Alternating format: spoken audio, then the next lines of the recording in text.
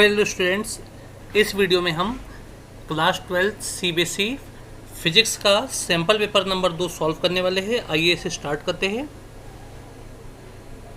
ये पेपर को स्टार्ट करते हैं। सबसे पहले तो आप जानते हैं और नहीं जानते तो अब आपको जानना चाहिए कि आपके पेपर में टोटल मिला के 35 क्वेश्चन आने वाले हैं। मेन चीज़ें आप याद रखें, 35 क्वेश्चन आने वाले हैं और ऑल क्वेश्चंस कंपलसरी है। 70 मार्क्स का आपका पेपर होता है, 30 मार्क्स का आपका प्रैक्टिकल होता है। आपको क्लियर होना चाहिए। आपका पेपर जो है क्वेश्चन पेपर वो 5 सेक्शन में बटा हुआ है। Section A, section B, section C, section D and section E. ठीक है। सेक्शन ए में सबको पता है मल्टीपल चॉइस क्वेश्चन 18 क्वेश्चन है, एमसीक्यू एक नंबर के है, 1 मार्क्स इच। और section B contains 7 question of 2 marks. Section B में 7 क्वेश्चन है। Section C contains 5 question of 3 marks. Section C में 3 नंबर वाले 5 क्वेश्चन है and section D contains 3 long question of 5 marks etch. Section D में 5 number के 3 question है और section E जो है contains 2 case study based question of 4 marks etch. 2 case study based question है इसमें जो 4 नंबर के है। तो इसी के बेस पे आपका पेपर बना हुआ है, आप इसे ध्यान से देखिएगा। और there is no overall choice, paper में कोई ओवरऑल चॉइस नहीं है। और साथ में ये तो आप जानते हैं use of calculator is ban, या कैलकुलेटर अलाउ नहीं है। तो आइए इसे स्टार्ट करते हैं पेपर को, इसे ध्यान से देखिएगा आप सभी। तो पहला क्वेश्चन जो आप देख पा रहे होंगे स्क्रीन पे वो ये है, a circular current carrying coil has radius capital R. एक सर्कुलर कॉइल है, उसकी रेडियस को हमें आर मानना है। ओके। तो स्टूडेंट्स क्वेश्चन हमारा इस प्रकार है, यहाँ पे मुझे लगता है रेड पेन ही चल पाएगा इस स्लाइड पे। A circular current carrying coil has radius capital R. एक करेंट कैरिंग सर्कुलर कॉइल है, उसकी रेडियस आपकी कैपिटल आर है, इसमें कोई शक नहीं है। आगे बढ़ते हैं। What is the distance from the centre of coil on the axis. देखिए, कॉइल के सेंटर से एक्सिस पर हमको डिस्टेंस पता करना है। वो डिस्टेंस क्या होगा, तो उस डिस्टेंस को तो मैं एक्स ही मान लेता हूँ, है ना। क्या होगा, where the magnetic induction will be 1/8 of value at the centre of coil. तो स्टूडेंट्स से बायो सॉर्ट्स की 2 एप्लीकेशन आपने पढ़े होंगे, जिसमें centre of magnetic field at the centre of current carrying coil और magnetic field at the axis of coil है। तो यहाँ पे उसने बोल दिया कि कॉइल की रेडियस कैपिटल आर है और सेंटर से एक्स डिस्टेंस पे कोई पॉइंट पी है। अब उसने क्या बोला स्टूडेंट, उसने ये बोला है कि मैग्नेटिक फील्ड जो एक्सिस पर होता है, मैग्नेटिक फील्ड जो एक्सिस के किसी पॉइंट पर होता है वो 1/8 टाइम्स है magnetic field at the centre से ऑफ कॉइल। तो स्टूडेंट्स अगर आपको याद होगा तो हमने जो ये वाला क्वेश्चन पढ़े थे, ये क्वेश्चन हमारा ये था, बी जो एक्सिस पे हम पॉइंट पता करते थे वो पॉइंट होता था B equals to μ0/4 2 a square. N तो लेना नहीं है, नंबर ऑफ टर्न्स है नहीं, आई के अपॉन में a square plus x square की पावर 3/2। तो यहाँ पे स्टूडेंट्स ए रेडियस हुआ करती थी, जिसकी जगह अब हमें आर रखना है। क्या रखना है हमें, आर। तो ए को तो हम आर से रिप्लेस करेंगे। और रही बात हमें क्या पता करना है, हमें पता करना है कि what is the distance from the centre of point on the axis. मतलब मुझे एक्स पता करना है स्टूडेंट्स। तो हमें बस कुछ नहीं करना है, हमें एक्स पता करना है। बस रेडियस की जगह हम वहाँ पे आर ए रखते थे, यहाँ पे हमें आर रखना है। तो एक्सिस पर मैग्नेटिक फील्ड कितना होता है देख लीजिए। एक्सिस पर मैग्नेटिक फील्ड होता है μ0/4 2 a² के अपॉन में ए की जगह सॉरी आर रखना पड़ेगा, आर स्क्वायर। इसके अपॉन में हो जाएगा आर स्क्वायर, ए की R square plus x square की पावर 3/2। ये 1/8 आपका जैसे का वैसा रहेगा। और सेंटर पे मैग्नेटिक फील्ड सबको पता है, बायो सॉर्ट की सेंटर वाली एप्लीकेशन। तो बायो सॉर्ट की सेंटर वाली एप्लीकेशन सबको पता है, जो होता है b इक्वल्स टू μ0/4 2πi/r, है ना। एन टर्न्स के लिए 2πni होता है, पर यहाँ पे कोई आवश्यकता नहीं है। तो और आपको एक बात और पता होना चाहिए स्टूडेंट्स, पाई से पाई को हम काट देंगे, 2 1 जा 2 2 जा हो जाएगा, तो μ0ni/2r होगा। तो हो जाएगा μ0ni, एन की तो आवश्यकता नहीं है, μ0i अपॉन हो जाएगा स्टूडेंट्स यहाँ पे कितना 2r। तो 2 और r की जगह मुझे कैपिटल आर रखना पड़ा स्टूडेंट्स। यहाँ पे आपको देखना चाहिए, मुझे x पॉइंट को पता करना है। अब आप देखिए जो कट रहा है हम उसको काट देते हैं। μ0 से μ0 कट गया और i से स्टूडेंट्स i कट गया। ओके। और यहाँ पे देखिए 2 1 जा 2, 2 2 जा 4 और पाई से पाई भी कट गया स्टूडेंट्स। तो यहाँ पे आपने देखे होंगे ऊपर बचा है केवल आर स्क्वायर और नीचे आपका बचा है R square plus x square की पावर 3/2 इक्वल्स टू, यहाँ पे 2 भी बचा है नीचे। ये वाला 2 जो आपको दिख रहा है 4 पाई कट के जो 2 बचा है, इस 2 को हम क्यों ना ये वाले 2 से काट दे, तो 2 से 2 भी कट गया आपका।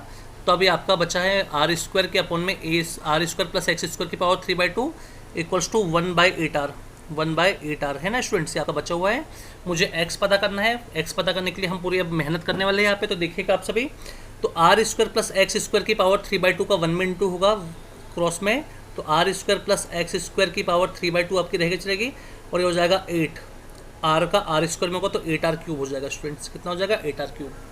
तो आप इतनी चीज़ तो समझ ही गए होंगे स्टूडेंट्स बिना किसी प्रॉब्लम के। अब हम थोड़ा सा और आगे बढ़ते हैं। तो R square plus x square की पावर 3 यहाँ पर रहने दीजिए, इंटू 3/2 को 3 इंटू 1/2 कर दो, और 1/2 का मतलब रूट होता है, और रूट जब हटता है तो सामने वाले के ऊपर आपको सीधी सी बात है, आपको पता होगा कि रूट जब हटता है तो सामने वाले के ऊपर स्क्वायर लग जाता है। तो हमने यहाँ पे जो अपॉन का 2 था 1/2 को उसका इसका सामने वाले का स्क्वायर बना दिए, जो आप सब जानते हैं। ये हो जाएगा R square plus x square की पावर 3 इक्वल टू 8 का भी स्क्वायर और 8 आर की पावर 3 का भी स्क्वायर, तो 8 का तो 64 हो जाएगा और आर की पावर 3 का 3 2 जा 6 हो जाएगा स्टूडेंट्स। तो अब आगे बढ़ना चाहिए स्टूडेंट हमें। देखिए आप सभी,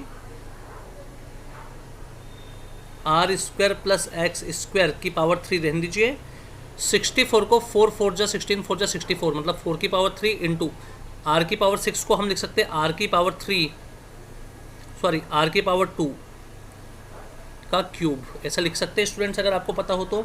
तो अब हम क्या करने वाले हैं, R square plus x square की power 3 equals to 4r square की होल पावर 3, हम इसको निकालने वाले हैं। तो पावर 3 से पावर 3 कट गया स्टूडेंट्स, बस हमें x को फ्री करवाना है। अब आप ध्यान से देख पा रहे होंगे, तो यहाँ से बचा है R square plus x square और यहाँ पे बचा है हमारा 4r स्क्वायर। तो स्टूडेंट्स एक्स स्क्वायर आपका जैसे का वैसा रह गया, 4r स्क्वायर आपका रह गया है, प्लस आर स्क्वायर इधर आके हो गया माइनस आर स्क्वायर। तो 4r स्क्वायर में से 1r स्क्वायर अगर आपका जाता है तो स्टूडेंट्स आपका 4r स्क्वायर जो है उसमें से आर स्क्वायर जाएगा, तो आप जानते हैं 3r स्क्वायर बचेगा। तो एक्स स्क्वायर इक्वल्स टू होगा 3r स्क्वायर। तो स्टूडेंट्स एक्स स्क्वायर इसका स्क्वायर जो है सामने वाले का स्क्वायर रूट बनेगा, तो एक्स इक्वल्स हो जाएगा √3r, मतलब जो पॉइंट की पोजीशन है वो √3 टाइम्स ऑफ रेडियस है, √3 टाइम्स ऑफ रेडियस जो हमारा ऑप्शन नंबर 3 है। तो इसे आप ध्यान से देखेंगे। अगला जो क्वेश्चन है, कुछ क्वेश्चन स्टूडेंट्स मैंने आपको पहले ही बताया, कुछ क्वेश्चन बहुत ईजी है जिसको मतलब कुछ ही समय में हम सॉल्व कर सकते हैं, नहीं तो कुछ कुछ क्वेश्चन तो थोड़े बहुत बड़े मिलेंगे आपको। और ये जो क्वेश्चन अपन पढ़ रहे हैं ये बड़े क्वेश्चनों के लिए भी तैयार रखें आप इसको, ये 2-3 नंबर के क्वेश्चनों में भी पूछ जाएंगे। देखिए अगला क्वेश्चन जो है, what is the expression of energy of an electron in nth orbital of hydrogen atom. तो स्टूडेंट आपको पता होगा हाइड्रोजन एटम जो होता है, उस हाइड्रोजन एटम में मैंने आपको पढ़ाया था, इसका सेंटर होता है न्यूक्लियस और इसके चारों तरफ इलेक्ट्रॉन घूमते हैं। न्यूक्लियस पे चार्ज होता है Ze, इलेक्ट्रॉन को चार्ज होता है E।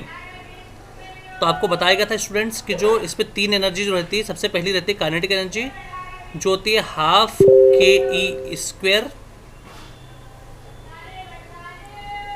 k² upon r। जो पोटेंशियल एनर्जी रहती है स्टूडेंट्स आपकी, पोटेंशियल एनर्जी वो रहती है माइनस में, -k² अपॉन r। और जो टोटल एनर्जी होती है, टोटल एनर्जी या nth ऑर्बिटल की जो एनर्जी होती है स्टूडेंट्स, वो आपको पता होनी चाहिए, वो काइनेटिक ही रहती है पर सामने माइनस लग जाता है, -½ k² अपॉन r होता है आपका। अब जरा आप ध्यान दीजिए स्टूडेंट्स, वो आपसे टोटल एनर्जी जानना चाह रहा है। तो टोटल एनर्जी आपको पता है नेगेटिव होती है, nth ऑर्बिटल की एनर्जी क्या होती है, नेगेटिव। तो नेगेटिव के कारण हमारा ऑप्शन ए और बी आने वाला है, सी और डी इसका मतलब नहीं है, ऑप्शन ए और बी में से चेक आएगा। अब आप ध्यान दीजिए स्टूडेंट्स, जो टोटल एनर्जी होती है वो होगी माइनस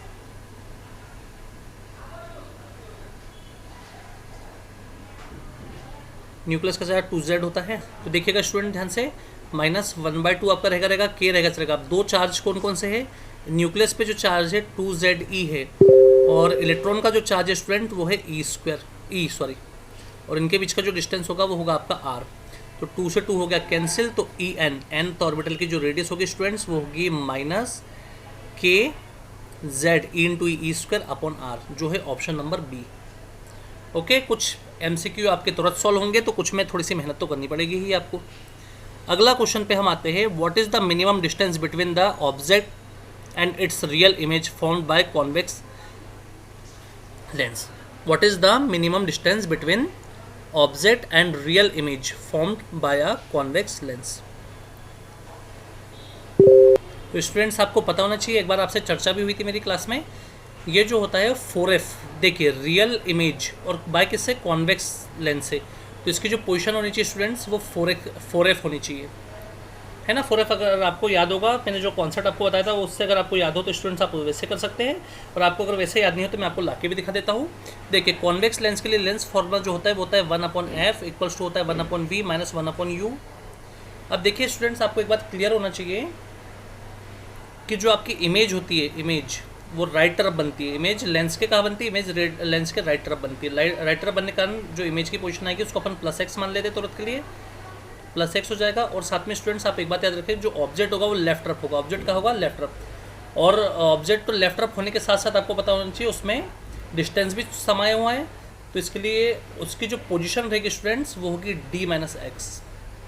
और ऑब्जेक्ट हमेशा क्योंकि माइनस नेचर का रहता है इसलिए इसके सामने लगेगा माइनस। तो स्टूडेंट्स इसको उठा के रख दिया जाए ऊपर, तो 1/f equals to 1/v, v की जगह होगा x माइनस 1/u, u की जगह होगा माइनस d-x। आपको समझाया गया था कि न्यूमेरिकल में आपको माइनस का साइन u के लिए यूज़ करना है, बाकी आप न्यूमेरिकल में यूज़ करें, बाकी डेरिवेशन में आपको माइनस का साइन यूज़ करने की आवश्यकता नहीं होती।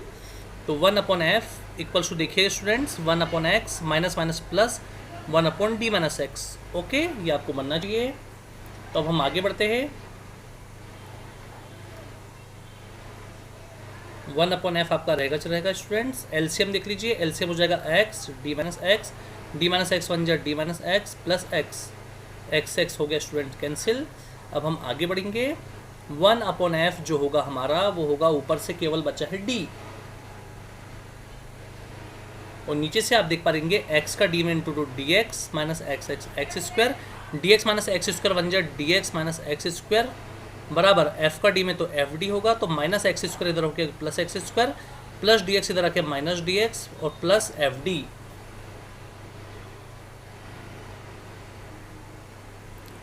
है ना। तो जो आपका fd हो प्लस से इधर आ जाएगा माइनस fd में, बराबर हो जाएगा 0। स्टूडेंट्स अगर आपको याद है 11वीं क्लास में 11वीं बोला सॉरी मैं 10 क्लास में आप लोगों ने क्वाड्रेटिक इक्वेशन पढ़े थे, ax square plus bx plus c। Okay, तो उसमें आप लोगों ने पढ़े थे students ax square plus bx plus c बराबर 0 में रूट इक्वल कब होते हैं, रूट इक्वल तब होते हैं जब डिस्क्रिमिनेंट जो रहता है वो 0 के इक्वल होता है, और रूट रियल तब होते हैं जब d जो होता है डिस्क्रिमिनेंट वो क्या होता है आपका पॉजिटिव आए, पॉजिटिव मतलब 0 से बड़ा है। तो स्टूडेंट्स यहाँ पे रियल दिखाना है हमें, रियल। तो आपको याद होगा रियल तब होगा जब डिस्क्रिमिनेंट इक्वल्स टू क्या होता है 0, और डिस्क्रिमिनेंट क्या होता है student b square minus 4ac, आपको अगर याद हो तो यहाँ पे आप जरा ध्यान दीजिएगा, b स्क्वायर, b की वैल्यू है माइनस d, a की वैल्यू आपको दिख रहा है, a की वैल्यू 1 है, b की वैल्यू माइनस d है, और c की वैल्यू माइनस fd है। तो इसी चीज़ को हम ध्यान रख रहे हैं। तो b स्क्वायर कितना होगा, b स्क्वायर होगा माइनस d का स्क्वायर माइनस 4, a की जगह 1 और c की जगह होगा स्टूडेंट आपका माइनस fd। तो स्टूडेंट्स आप देख पा रहे होंगे माइनस का plus d square minus minus plus 4fd। Okay, तो ये ग्रेटर देन ये 0 हो जाएगा, तो आप ये ज़रा याद रखेंगे स्टूडेंट्स। तो d स्क्वायर अगर हम इसको इधर सरका दें 4fd को, तो 4fd अब आप बोलोगे यहाँ पे माइनस क्यों नहीं आया, माइनस को हमको नेगलेक्ट करना है था यहाँ पे, तो एक d से एक d कट गया, तो d बराबर आ गया 4f। तो आपको देख पा रहे होंगे 4f। ये डिस्क्रिमिनेंट वाला चैप्टर अगर आपको 10वीं में अच्छे से क्लियर होगा स्टूडेंट्स, तभी आपको ये चीज़ अच्छे से बनेगा। फिर भी हमने आपको बताने की पूरी कोशिश की है, और वैसे ये क्वेश्चन को ओरली भी आपको बताया गया था कि आप ओरली भी इसको देख सकते हैं 4f पर, 2f के डबल पर आपको रियली इमेज बनेगी हमेशा। एक तो f होता है, f का डबल 2f होता है, और उसका डबल 4f पे। अगला क्वेश्चन जो है हमारा स्टूडेंट्स वो ये है स्टूडेंट्स, क्वेश्चन इस प्रकार है, when a magnet is inserted into a coil, एक कॉइल है, उस कॉइल के अंदर मैग्नेट को इंसर्ट किया गया है। मान लीजिए कॉइल है, सर्कुलर कॉइल, इसके अंदर मैग्नेट को हमने इंसर्ट किए। The magnitude of generated EMF is unaffected bye, जो इस पे जो कॉइल पे जो ईएमएफ इंड्यूस होगा वो किसके लिए अनअफेक्टेड होगा, number of coil twist, coil कितने बार को मोड़ा गया कॉइल को, उसके लिए डिपेंड करेगा। The rate at which the magnet is move, magnet के मूव होने के रेट पे डिपेंड करेगा। के लिए अनडिफ्लेक्टेड होगा, सॉरी कि मैग्नेट की स्ट्रेंथ के लिए अनडिफ्लेक्टेड होगा, या रेजिस्टिविटी ऑफ कॉइल। तो स्टूडेंट्स आपको अगर पता होगा कि ईएमएफ का इकलौता फॉर्मूला होता है जो होता है minus D phi upon D T. N turns मोड़ रहे तो नंबर ऑफ टर्न्स तो एन आएंगे उसमें, उसको जब मोड़ेंगे तो नंबर ऑफ टर्न्स एन आएंगे आपको पता नहीं चाहिए। तो ई बराबर हो जाएगा माइनस एन डी फाई अपनी टी। अब एक बात आपको बतानी चाहिए, फाई इक्वल्स टू बी ए भी होता है। फाई इक्वल्स टू क्या होता है, फाई इक्वल्स टू बी ए होता है, तो ये हो जाएगा बी ए। तो स्टूडेंट्स आप देख पा रहे होंगे नंबर ऑफ टर्न्स पे तो अनअफेक्टेड हो ही नहीं सकता, उस पर तो अफेक्ट पड़ेगा ही पड़ेगा। रेट ऑफ मूविंग, मूव होने का रेट भी आपने देखे होंगे E equals to B L V होता है। E M F equals to क्या होता है, B L V. E M F move होने के रेट मतलब वेलोसिटी पे भी डिपेंड करता है, तो ये अनरिफ्लेक्टेड होने का सवाल ही नहीं है। मैग्नेट की स्ट्रेंथ पर ये भी वो है नहीं, मैग्नेट की strength. Resistivity students, resistivity of wire पे अनडिफ्लेक्टेड होगा, क्योंकि वायर का रजिस्टिविटी एक मटेरियल होता है, आपको याद होगा। तो वायर की रजिस्टिविटी का मतलब क्या होता है, रजिस्टिविटी एक मटेरियल होता है। ओके, तो मटेरियल के लिए वो अनडिफ्लेक्टेड होगा, आपको ये चीज़ क्लियर होना चाहिए। तो इसका जो आंसर आएगा वो डी आएगा, resistivity of the coils wire. Next question students आपको करवाया गया था क्लास में भी। 1 AMU 1 atomic mass unit is equivalent to, आपको बताया गया था इसकी जो वैल्यू है आपको डायरेक्ट पता होनी चाहिए। इसकी डायरेक्ट वैल्यू जो रहती है वो होती है 1 AMU, या इसको 1 U भी बोलते हैं शॉर्ट में, यूनिट या 1 एटॉमिक यूनिट। इसकी होती है 931.5 मेगा इलेक्ट्रॉन वोल्ट। तो यहाँ पे 0.5 मैंने आपको बताया था, लिखने वाले लिखते भी है, नहीं लिखने वाले नहीं भी लिखते, तो यहाँ पे नहीं लिखा है, तो इसलिए इसका आंसर आएगा 931 मेगा इलेक्ट्रॉन वोल्ट। ये एक्चुअल में आया कैसे आपको बताया था, E equals to Einstein's mass energy फॉर्मूले से आया था, E equals to M C square, ये आपको बताया गया था। यहाँ पे 1.6 इंटू 10 की पावर कितना,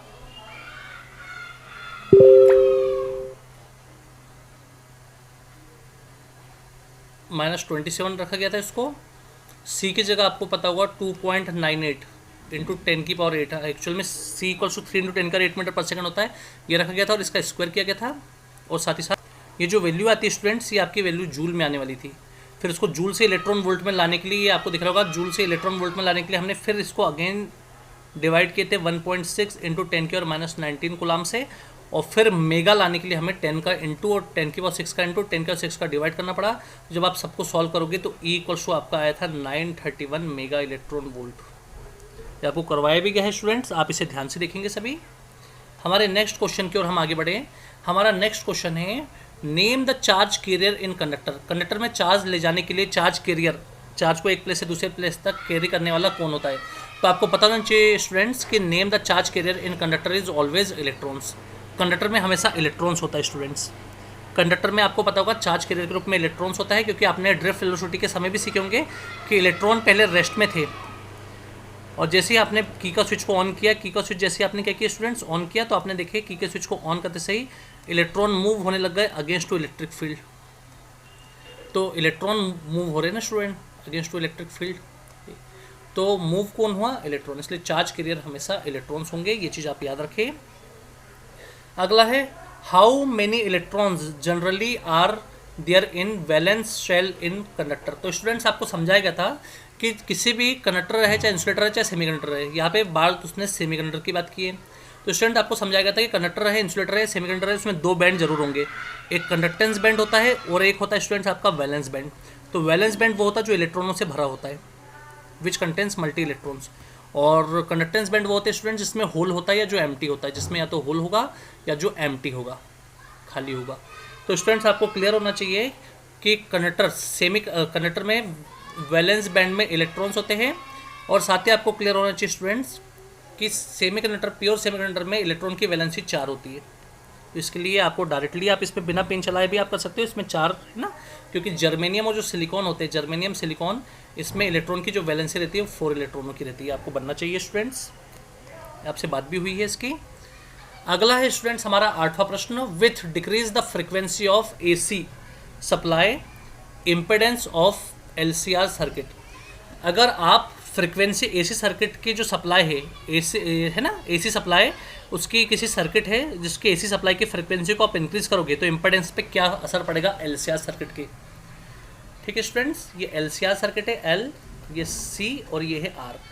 LCR सर्किट है, ये AC सोर्स से जुड़ा है, आपको पता होगा ये AC सोर्स जिसका वोल्टेज V इक्वल्स होता है V0 sin ओमेगा t। तो ये आपसे जानना चाह रहा है कि यदि आप फ्रिक्वेंसी को इंक्रीज़ करोगे, फ्रिक्वेंसी को अगर आपने इंक्रीज़ किए तो इम्पेडेंस पे क्या असर पड़ेगा, है ना स्टूडेंट्स, रिमेन कांस्टेंट मतलब सेम रहेगा, इंक्रीज होगा डिक्रीज होगा, कि डिक्रीज एट फर्स्ट, पहले डिक्रीज हुआ, becomes minimum and then increase, पहले डिक्रीज हुआ और डिक्रीज होकर कम हो गया और फिर अचानक से बढ़ने लगा, है ना स्टूडेंट्स। तो एलसीआर सर्किट में फ्रीक्वेंसी बढ़ाने पे इम्पेडेंस पे क्या असर पड़ेगा, सीधे सीधा सवाल है। तो स्टूडेंट्स आप देख पा रहे होंगे जेड होता है, जेड वो होता है, देखिए ध्यान से, under root XL minus XC का स्क्वायर प्लस आर स्क्वायर, आपको पता होगा चीज़।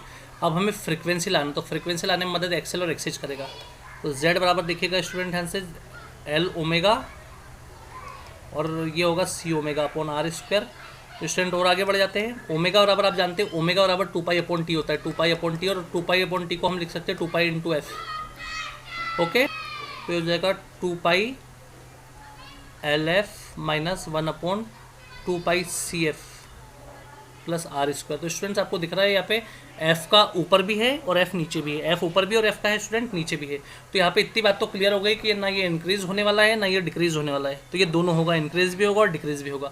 अब इंक्रीज डिक्रीज दोनों एक साथ होने के लिए पहला ऑप्शन तो रिमेन सेम तो होना नहीं है, इंक्रीज अकेला नहीं होगा, डिक्रीज अकेला नहीं होगा, तो इसका ऑप्शन आएगा डी, क्योंकि एफ आपको ऊपर भी दिख रहा है प्रोपोर्शनल के कारण भी और नीचे भी दिख रहा है 1 के अपॉन में एफ। तो इसके लिए पहले इंक्रीज और फिर डिक्रीज स्टूडेंट्स, ये चीज़ आपको बनना चाहिए। अगला क्वेश्चन अगर आपको याद हो तो हमने क्वेश्चन बैंक में यूनिट 2 में पढ़े थे ये चीज़ क्वेश्चन स्टूडेंट। इसमें the value of current in given circuit is, इस सर्किट में जो करंट है उसकी वैल्यू क्या है। तो स्टूडेंट्स आपको पहले समझाया गया था कि पहले सबसे पहले आपको कुछ नहीं करना, आपको बैटरी का टर्मिनल देखना है कि आपके सामने क्या एसी नौबत है या एसी नौबत है,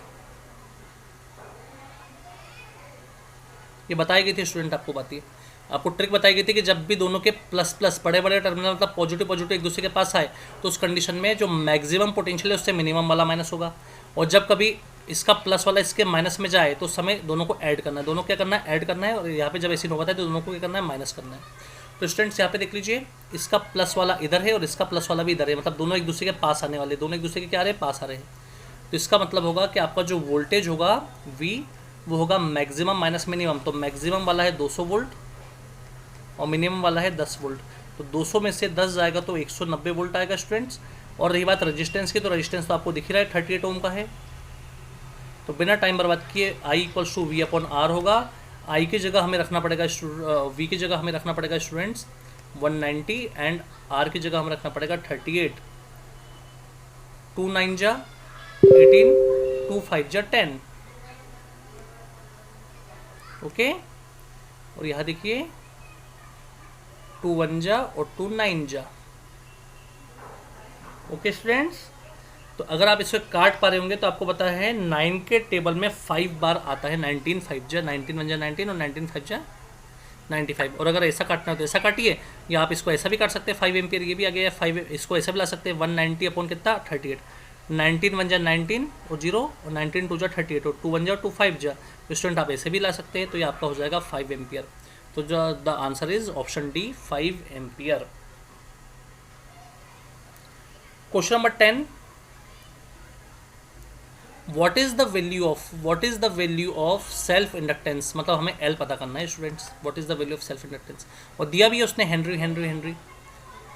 if coil a coil if the current changes 10 ampere to 2 ampere, तो करंट चेंज हुआ 10 एम्पियर से कितना चेंज हुआ स्टूडेंट्स, करंट चेंज हुआ 2 एम्पियर से 10 एम्पियर से 2 एम्पियर इन 0.1 सेकेंड। तो पहले का जो समय होगा स्टूडेंट वो 0 सेकेंड होगा और बाद का समय जो हुआ होगा वो कितना होगा 0.1 सेकेंड हुआ होगा।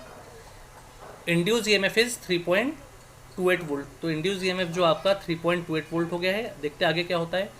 तो स्टूडेंट्स आप ध्यान रखिए E बराबर होता है minus D upon D T. Okay, इसमें आपको डाउट नहीं होना चाहिए।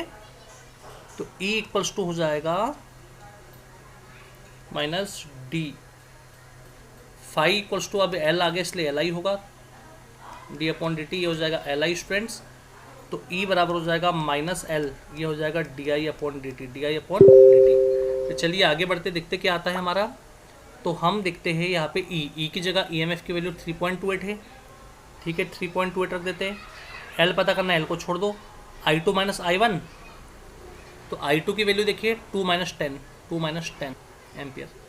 और T2 माइनस T1, तो T2 की वैल्यू कितनी स्टूडेंट्स 0.1 सेकेंड से 0 सेकेंड, इतना ही है ना स्टूडेंट्स। चलिए तो आगे बढ़ते हैं, हमारा क्या होने वाला देखिए 3.28 इक्वल्स टू माइनस एल, 2 में से 10 जाएगा -8 आएगा और नीचे आएगा 0.1, माइनस माइनस प्लस हो जाएगा 3.28 बराबर माइनस माइनस प्लस, ये आपका हो जाएगा 8L और ये 0.1 का 110 जाएगा ऊपर का, 110 कहा जाएगा स्टूडेंट्स ऊपर। ओके तो इसे अब हम देखते 3.28 को हम लिख देते 328/100 बराबर 10 8 जा 80, तो 80 को स्टूडेंट्स हमें नीचे कर देना चाहिए।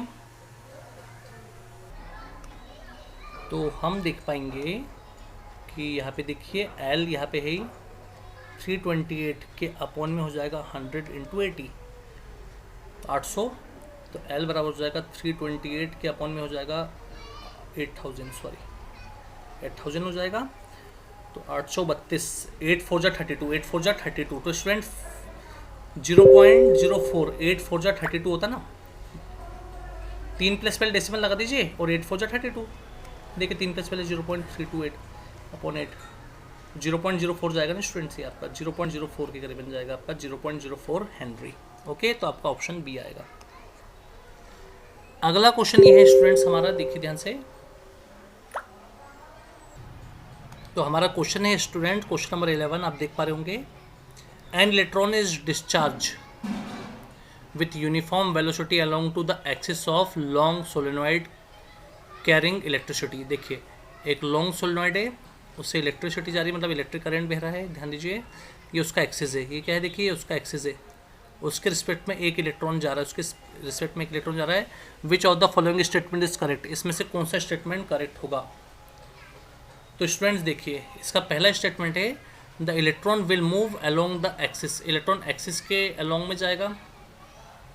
इसका दूसरा स्टेटमेंट है the electron trajectory around the axis in circular path, electron axis के चारों तरफ ट्रेजेक्टरी पाथ में सर्कुलर ऐसे जाएगा। अगला है student the electron will encounter a force at 45 degree to the axis and hence follow the helical route, वो 45 degree से मुड़ेगा फिर हेलिकल रूट ले लेगा। और नंबर डी है electron will continue to travel uniformly along the solenoid axis.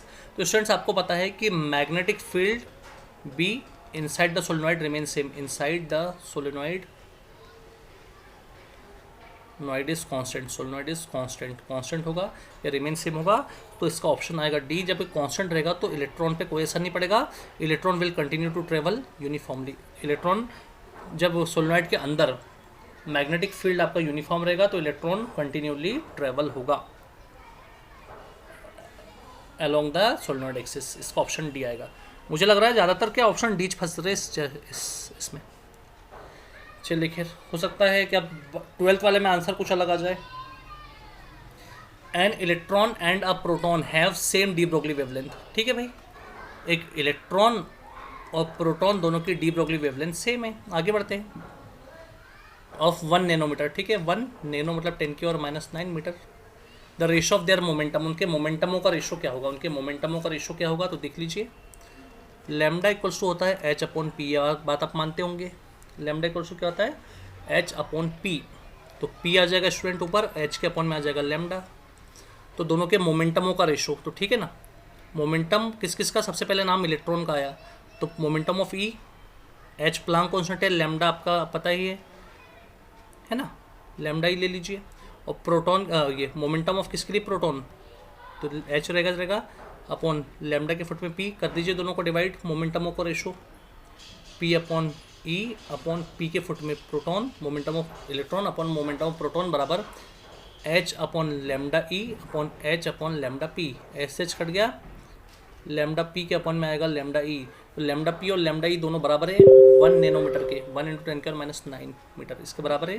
तो इसी चीज़ को ध्यान में रखा जा रहा है, देखिए ध्यान से, momentum of E, momentum of proton बराबर 1 × 10⁻⁹ और 1 × 10 कर कितना -9 कट गया, आ जाएगा 1 1, तो मोमेंटम 1:1, तो इसका ऑप्शन आएगा स्टूडेंट ए वाला 1:1। चलिए आप लोग को भी हो गया, डी ऑप्शन से अब हट गए और हमारा अब ऑप्शन ए आ गया।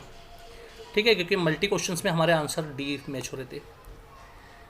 अगला, kinetic energy of proton to that of electron kinetic energy of proton to that of electron is if they both have same wavelength of 1 nanometer। तो स्टूडेंट से क्वेश्चन मुझे लग रहा है अपन ने पीछे किए, देखिए ध्यान से, बस थोड़ा सा आधा पार्ट किया अपन ने। Kinetic energy of proton and electron, मतलब प्रोटॉन की काइनेटिक एनर्जी, देखिए काइनेटिक एनर्जी ऑफ प्रोटॉन और काइनेटिक एनर्जी ऑफ क्या, इलेक्ट्रॉन, इनका रेशो हमें बताना है। दोनों की वेवलेंथ सेम है। अभी थोड़ी देर पहले आपने देखिए दोनों की वेवलेंथ सेम होती थी, ये वेवलेंथ सेम थी, तो मोमेंटम का रेशो भी सेम आया। आपने देखिए मोमेंटम का रेशो भी क्या है, सेम, क्योंकि वेवलेंथ दोनों की सेम थी। आपको दिख रहा होगा ये वेवलेंथ सेम थी, तो है ना, मोमेंटम का रेशो सेम आया। आपको मेरे ख्याल से सेम ऐसे ही करना पड़ेगा, है ना, 1 नैनोमीटर। तो यहाँ पे आप लोग पिछले क्वेश्चन से रिपीट करें, प्रीवियस क्वेश्चन से आपने अभी देखे momentum of proton upon momentum of electron 1:1 हो गया तब भी थोड़ी देर पहले, है ना, बस ये। तो आपको काइनेटिक एनर्जी का रेशो बताना है। तो स्टूडेंट आप जानते हैं कि काइनेटिक एनर्जी और मोमेंटम में रिलेशन जो होता है वो p²/2m होता है ना। तो प्रोटॉन के लिए फुट में p, और ये तो रहेगा चलेगा, आपको पता है प्रोटॉन के लिए p और मास ऑफ प्रोटॉन, और इलेक्ट्रॉन के लिए क्या होगा स्टूडेंट, देखिए इलेक्ट्रॉन के लिए kinetic energy of electron momentum of electron का स्क्वायर, और ये 2me। तो देखिए स्टूडेंट 2 से 2 कट गया, और आप अगर ध्यान से देख पा रहे होंगे तो EP/EE इक्वल्स टू प्रोटॉन का momentum upon mass of proton. अब डिवाइड बनेगा इनटू मास ऑफ इलेक्ट्रॉन जाएगा ऊपर और नीचे आएगा प्रोटॉन के मोमेंटम का स्क्वायर। तो आगे बढ़ा जाए, इसको आगे बढ़वा देते हैं। Kinetic energy of proton upon kinetic energy of electron equals to PP/PE। अपन ने दोनों का होल स्क्वायर कॉमन निकाल लिए, और इनटू में आएगा mass of electron upon mass of proton. PP इनका रेशो 1:1 आया।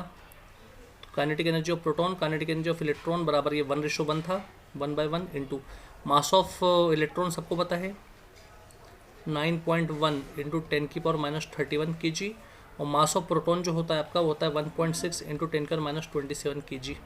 तो इनको जब हम स्टूडेंट्स काटेंगे डेसिमल से डेसिमल, आपका एक हिस्सा से एक हिस्सा डेसिमल से आपका कैंसिल होगा, और kinetic energy of proton upon kinetic energy of electron जो होगा डेसिमल से डेसिमल कैंसिल होके 10 की पावर पे ध्यान दो बस आप। 5.4 तो आपको हर जगह दिख रहा है ना, 5.4 तो इतना तो पक्का है कि 9.91 को 1.6 से काटोगे, मतलब 90 डेसिमल से डेसिमल हटाने के बाद 91 को जब आप 16 से काटोगे तो 5.4 आएगा। देखो उसने चारों जगह 5.4 दे दिया। अब 10 की पावर में तो खेल है पूरा, एक जगह -2, एक जगह -4, एक जगह -8, एक जगह -12, तो 10 की पावर -31 प्लस 27, तो ये हो जाएगा -4, 10 की पावर -4। तो स्टूडेंट से आपका ऑप्शन सी आएगा इसका। ओके, इसे प्रैक्टिस में लीजिए। अगला क्वेश्चन देखिए स्टूडेंट्स, हमारा अगला क्वेश्चन इस प्रकार है।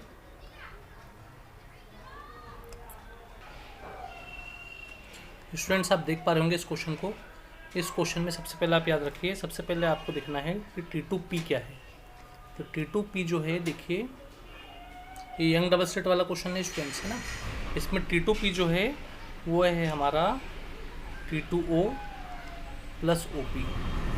T2O की वैल्यू आपको दिख ही रहा होगा D है, और इसकी वैल्यू क्या है, OP की जो वैल्यू है हमारे पास वो X है।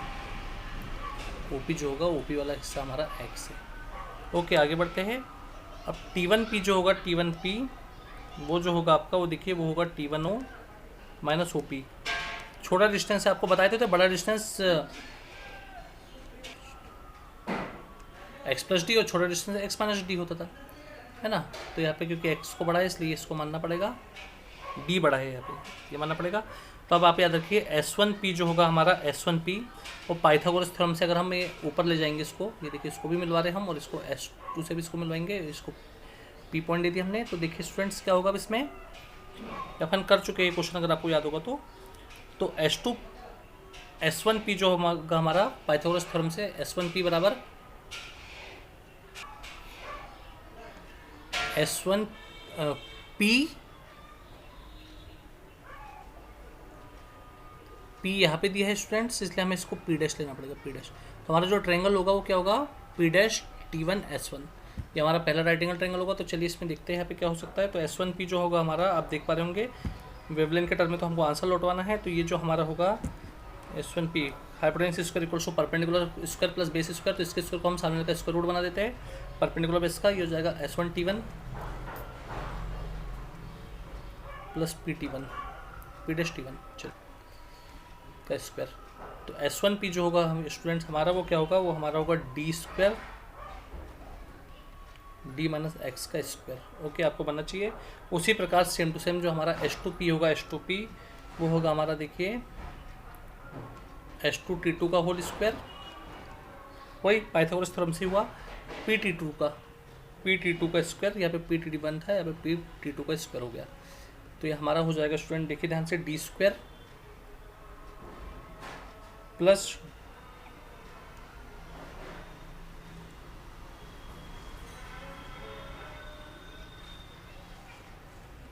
D माइनस एक्स का स्क्वायर। ओके, आपको बनना चाहिए स्टूडेंट्स ये। तो इस टाइप से अब हम देखेंगे कि जो H2P जो है वो बराबर हो जाएगा odd multiple 2n-1 of lambda by 2 का विथ रिस्पेक्ट टू S1P। तो इसी को अब हम आगे बढ़ाते हैं अगले स्लाइड पे। H2P इक्वल्स टू होगा odd multiple 2n-1 lambda by 2 of S1P। इनकी वैल्यू रखती जाए तो इसकी वैल्यू हो जाएगी, देख लीजिए, D square plus D plus x का स्क्वायर के ऊपर अंडर रूट लगा है, बराबर होगा 2n-1। ये हो जाएगा हमारा स्टूडेंट, देखिए D square plus D minus x का स्क्वायर, और ये आपका लैम्डा बाई 2 तो यहाँ पे रहेगा, इस रहेगा। अब फर्स्ट मिनिमम के लिए बोला उसने, फर्स्ट मिनिमम के लिए n बराबर 1 लेना पड़ेगा फॉर फर्स्ट मिनिमम, मिनिमम या मिनिमा। तो इस टाइप से स्टूडेंट जब आप इसको सॉल्व करेंगे तो हमारा जो आएगा ये, डायरेक्ट स्क्वायर से रूट काट देता हूँ, 5D स्क्वायर की पावर 1/2 बराबर हो जाएगा D स्क्वायर की पावर 1/2, मतलब अंडर रूट ही, प्लस लैम्डा बाई 2। तो डी वैल्यू को एक तरफ कर देते हैं, 5D स्क्वायर की पावर 1/2 माइनस D स्क्वायर की पावर 1/2, एक तरफ हो गया, और लैम्डा बाई 2 आपको एक तरफ हो गया स्टूडेंट्स। तो ये हो जाएगा under root 5D minus D बराबर होगा लैम्डा बाई 2 के, इसके साथ इंटू में लगेगा 1, D निकलेगा कॉमन, अगर बचेगा √5 - 1 बराबर होगा लैम्डा बाई 2। तो D इक्वल्स टू हो जाएगा स्टूडेंट आपका लैम्डा के अपन में 2 अंडर रूट 5 - 1। बस इसी को D के टर्म में अपना आंसर आने वाला ही है, आप इसे ध्यान से देखेंगे अगर। तो इसको करने के अब 2-3 तरीके हैं। एक तरीका, आप √5 की वैल्यू अगर आप जानते होंगे तो √5 की वैल्यू 2.236 होती है, और नहीं तो √5 - 1 का रेशनलाइज कर दो, √5 + 1 √5 + 1, और उसमें भी आपको फंसना ही है। तो इसके लिए मैं तो आपको यही सलाह दूंगा कि आप डायरेक्ट ही करें। तो D बराबर हो जाएगा लैम्डा के अपन 2, ये 2.236 होता है, तो 2 लेना बस, और -1। तो क्या हो जाएगा ये देख लो। तो D बराबर हो जाएगा, देख लीजिए, 236, चलिए कर दीजिए, कोई प्रॉब्लम नहीं। तो लैम्डा के अपॉन में 2, और ये आपका हो जाएगा 1.236। तो देखिए ऑप्शन में देख लीजिए एक मिनट, 2.2 कुछ दिख रहा क्या? तो स्टूडेंट 2.2 कुछ नहीं दिख रहा, पर 2.4 वाला दिख रहा, तो हम 2.4 तक पहुंच सकते हो। तो हमारा ऑप्शन जो है लैम्डा के अपन में 2.4। ओके, यहाँ तक आपको पहुंचना चाहिए, और आगे ना 2.4 ही तो है आपका। तो D बराबर हो जाएगा लैम्डा के अपन में 2.464, ऐसा कुछ आएगा। ठीक है, आप इसे ध्यान से देखिए, बस लास्ट के डिजिट बदली, बाकी सब वही का वही है, आप इसे ध्यान से देखिएगा। अब हमारे जो क्वेश्चन चालू होते हैं वो एडजर्सन रीजन वाले क्वेश्चन चालू होते हैं। आइए, तो स्टूडेंट्स एडजर्सन रीजन में तो आप जानते होंगे, एडजर्सन रीजन में हमें क्या करना होता है, हमें ए ऑप्शन तब लगाना पड़ता है, आपको पता होगा, जब एडजर्सन रीजन दोनों सही है, both are true, and R is correct explanation of A.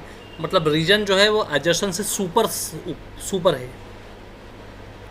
Reason जो है वो एडजस्टेंट से भी क्या है, सुपर है, मतलब अच्छा माना गया है, मतलब अच्छा होगा कॉन्सेप्ट। तब हम ए ऑप्शन लेंगे। बी ऑप्शन का चुनाव हम तब करेंगे जब ए और आर एडजस्टेंट रीजन दोनों ट्रू हो and R is not correct explanation of A. मतलब एडजस्टेंट रीजन दोनों सही हो पर एडजस्टेंट का रीजन से कोई लेन देना नहीं हो, एडजस्टेंट का रीजन से कोई लेन देना नहीं हो, तो हमें क्या करना पड़ेगा फिर उस कंडीशन में बी ऑप्शन को चूज़ करना पड़ता है। और सी और डी तो आप जानते छो, सी वाला एडजस्टेंट इज ट्रू और रीजन इज फॉल्स, और एडजस्टेंट is false and reason is true. तो स्टूडेंट्स फिर एक बार क्लियर कर दे रहा हूँ, सी और डी ऑप्शन में तो कुछ आपको प्रॉब्लम होनी नहीं चाहिए, वो तो सीधे सीधी पिक्चर है। ए ऑप्शन को तब चूज़ करना है जब एडजस्टेंट रीजन दोनों सही है, और बी को भी तभी चूज़ करना है जब एडजस्टेंट रीजन दोनों सही है। पर दोनों में फ़र्क क्या है, जब एडजस्टेंट से ज़्यादा पावरफुल रीजन लगे, जब एडजस्टेंट से ज़्यादा पावरफुल कौन लगे, रीजन, तो हमें क्या करना है, ए ऑप्शन को चुनना है। और जब एडजस्टेंट और रीजन दोनों सही हो पर एडजस्टेंट रीजन का कहीं से कहीं तक कोई लेना देना ना हो, या दोनों एक दूसरे से बिल्कुल अलग टाइप के छो, बिल्कुल सही तो दोनों हो पर दोनों का दोनों से कोई लेन देना ना हो, तो उस कंडीशन में हम यहाँ पे करेंगे। जैसे फॉर एग्जांपल मैं आपको एक छोटा सा एग्जांपल लेता हूँ, जैसे कि बी ऑप्शन के लिए। जैसे बी ऑप्शन में एडजस्टेंट में आपको दे दिया उसने, अब समझिएगा इसको, जैसे एडजस्टेंट में उसने आपको दे दिया कि ऐसे यूनिट ऑफ ऐसे यूनिट ऑफ कैपेसिटेंसिस फेरड, ऐसे यूनिट ऑफ कैपेसिटेंसिस फेरड, मतलब एडजस्टेंट सही है, कैपेसिटेंस की ऐसे यूनिट फेरड होती है, ये उसने एडजस्टेंट में दे दिया। और रीजन में उसने आपको दे दिया, मान के चलिए कि इन nth orbital energy of electron is -13.6 upon n square eV। सही तो दोनों है एडजस्टेंट रीजन दोनों के दोनों सही है, पर बात ये आ रही है कि दोनों का दोनों से कोई लेन देन नहीं है। कैपेसिटेंस कैपेसिटर वाला है और nth ऑर्बिटल में एनर्जी एटम्स के लिए, मतलब दोनों का दोनों से जब कोई लेना देना ही ना हो कहीं से कहीं तक, बाकी दोनों सही हो, तब आप बी ऑप्शन का चुनाव करें। तो उसी चीज़ को अब हम आगे बढ़ाते हैं, देखते क्या होता है। तो क्वेश्चन नंबर 16 आप देख पा रहे होंगे। क्वेश्चन नंबर 16 आपको बताना चाह रहा है कि adjacent dielectric breakdown occur under the influence of an intense light. Students इसका मतलब है कि डाइलेक्ट्रिक ब्रेकडाउन हो जाता है जब इंटेंसिटी ऑफ बीम उस पर इंसिडेंट किया जाए, मतलब ज़्यादा इंटेंसिटी का रेडिएशन, जब ज़्यादा इंटेंसिटी का लाइट का रेडिएशन बीम फॉर्म में जब डाइलेक्ट्रिक पे डाला जाता है तो ब्रेकडाउन हो जाता है। तो बिल्कुल सही है स्टूडेंट, ये ज़्यादा इंटेंसिटी के लाइट के कारण डाइलेक्ट्रिक ब्रेकडाउन हो जाता है, बिल्कुल सही है।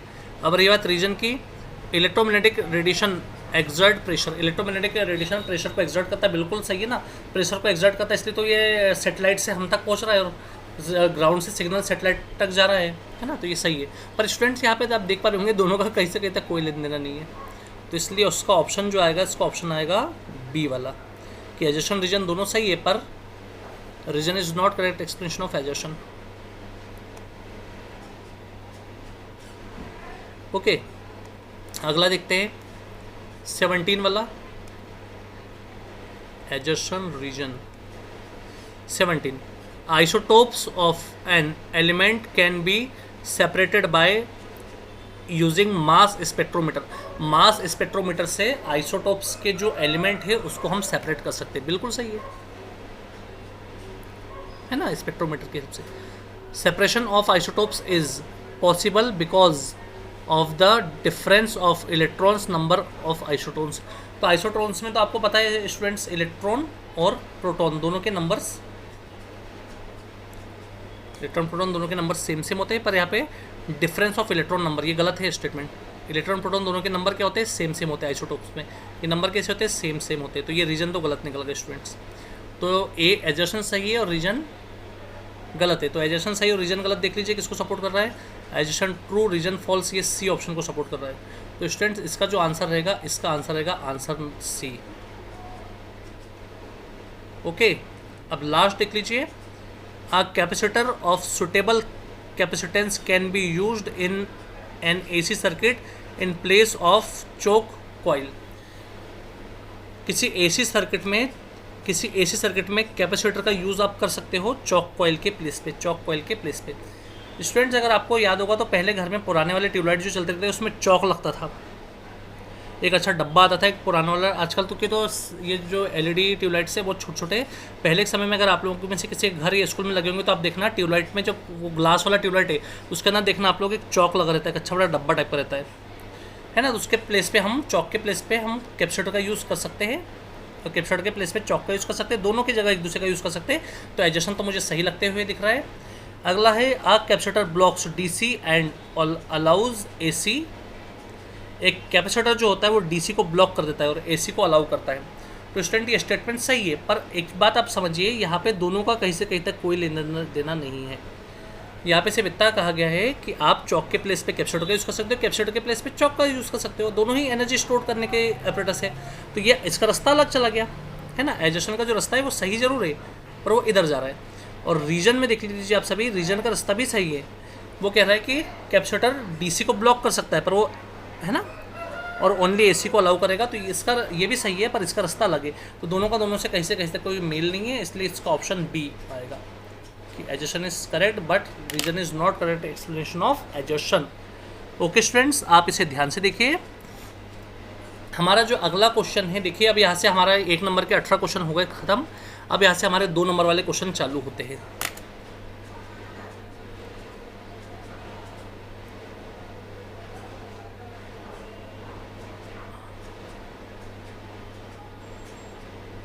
ये सभी बहुत अच्छे अच्छे क्वेश्चन हैं स्टूडेंट्स।